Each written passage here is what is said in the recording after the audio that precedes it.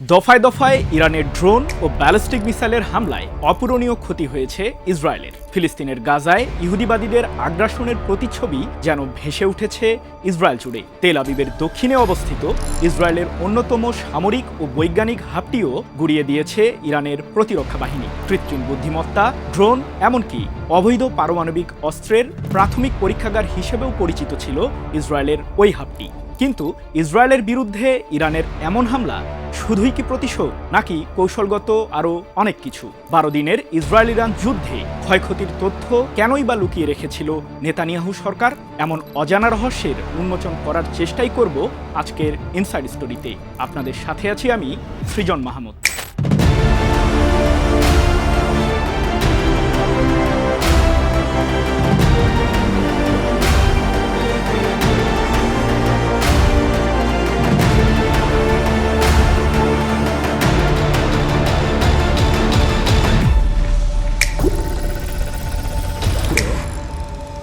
ইরানের পারমাণবিক অস্ত্র তৈরির শঙ্কা থেকেই গত 13 জুন দেশটিতে আকস্মিক বিমান হামলা চালায় ইসরায়েলের সামরিক বাহিনী। 200টি যুদ্ধবিমান দিয়ে চালানো অপারেশন রাইজিং লায়নের আঘাতে ব্যাপক ক্ষতির শিকার হয় ইরান। হামলার ঠিক পরেই জানা যায় ইসরায়েলের আগ্রাসনের শিকার হয়েছেন ইরানের জ্যেষ্ঠ সামরিক কর্মকর্তা থেকে শুরু করে নামকরা পরমাণু বিজ্ঞানীরাও। ইরানের সর্বোচ্চ প্রতিরক্ষা বাহিনী IRGCর প্রধান মেজর জেনারেল হোসেন সালামি, দেশটির সেনাপ্রধান মেজর জেনারেল মোহাম্মদ বাঘেরি সহ নিহত হন অনেক জ্যেষ্ঠ সামরিক কর্মকর্তা।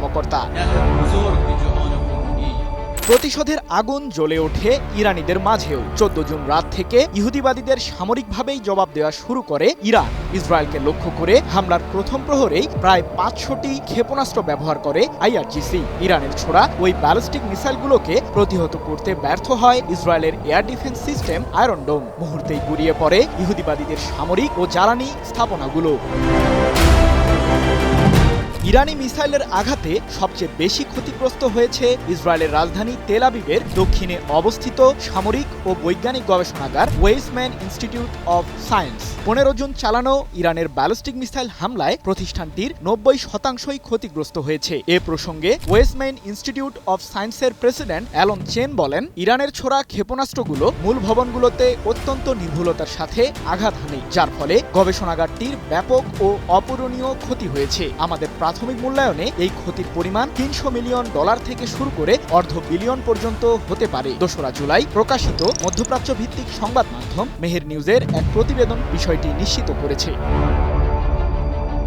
তবে ইসরায়েলের প্রধানমন্ত্রী বেনিয়ামিন নেতানিয়াহু ক্ষয়ক্ষতির পরিমাণ ধামাচাপা দিতে চেয়েছেন। এমনকি যুদ্ধ পরিস্থিতির মধ্যে ইসরায়েল থেকে কাতার ভিত্তিক সম্প্রচার মাধ্যম আল জাজিরার সম্প্রচার বন্ধের নির্দেশনাও দেন তিনি। যদিও এ প্রসঙ্গে ওয়েসম্যান ইনস্টিটিউট অব সায়েন্সের প্রেসিডেন্ট অ্যালন চেনের বক্তব্য ভিন্ন।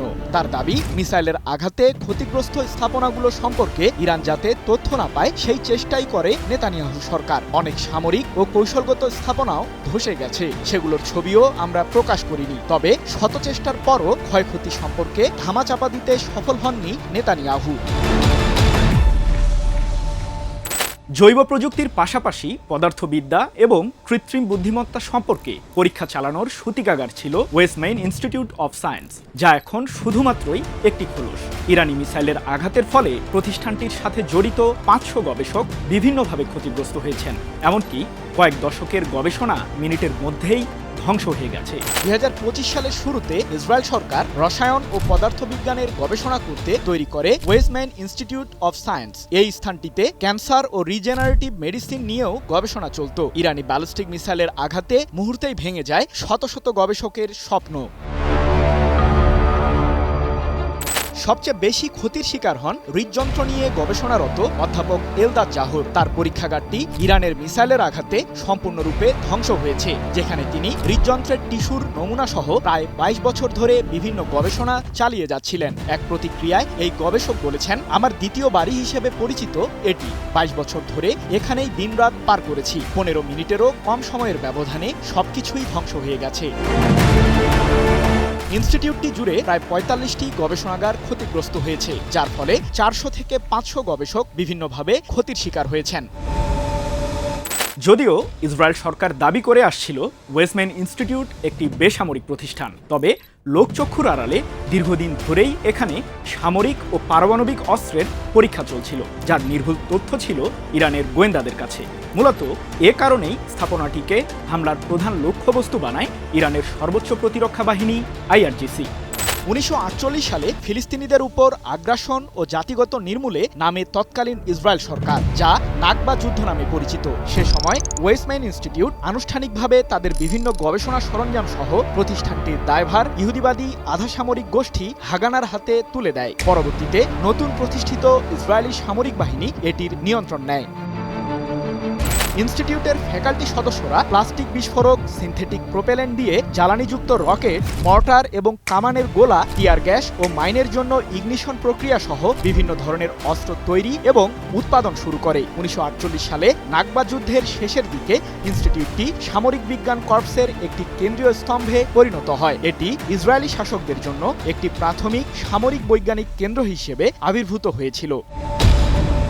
তবে মিলিটারি সায়েন্স কর্পসকে সাধারণ সামরিক কমান্ড থেকে আলাদা করে পরবর্তীতে গবেষণা ও নকশা অধিদপ্তরে রূপান্তরিত করে ইসরায়েল সরকার, যার নেতৃত্বে ছিলেন আর্নস্ট ডেভিড বার্গম্যান, যিনি ওয়েস্টম্যান ইনস্টিটিউটের অন্যতম প্রতিষ্ঠাতা এবং একজন জ্যেষ্ঠ প্রশাসক।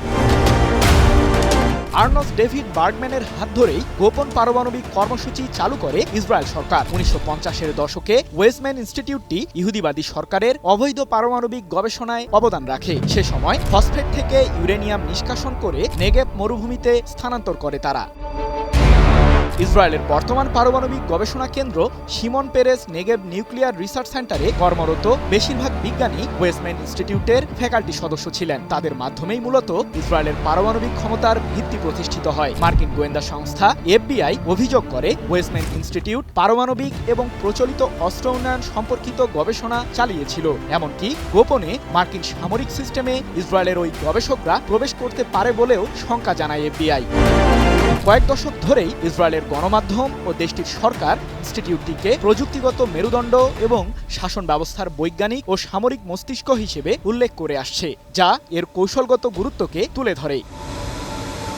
তবে ওয়েস্টম্যান ইনস্টিটিউটটিকে লক্ষ্য করে ইরানের চালানো সফল ক্ষেপণাস্ত্র হামলার পরই স্থানটিকে বেসামরিক কেন্দ্র হিসেবে দাবি করে নেতানিয়াহু সরকার। আর এর পেছনে আগ্রাসী সরকারের মূল কারণ হচ্ছে ইরানের উপর দোষ চাপানো, এই বলে যে আয়াতুল্লাহ আলী খামেনির দেশটি বেসামরিক মানুষের উপর নির্বিচারে হামলা চালিয়েছে, যদিও নেতানিয়াহু তাতে সফল হননি। ইরানের মিসাইল হামলায় কেবল ওয়েস্টম্যান ইনস্টিটিউটের ভবনটি ধ্বংস হয়নি। এই হামলার মাধ্যমে মূলত ইসরায়েলের বৈজ্ঞানিক ও কৌশলগত স্নায়ুকেন্দ্রের উপর সরাসরি আঘাত করেছে তেহরান, যার মাধ্যমে একটি বিষয় পরিষ্কার: যুদ্ধ এখন শুধুমাত্র স্থলভাগকে লক্ষ্য করেই হয় না, বরং শত্রুপক্ষের গবেষণাগার ও গোয়েন্দা তৎপরতাকে গুড়িয়ে দেওয়াই প্রধান উদ্দেশ্য।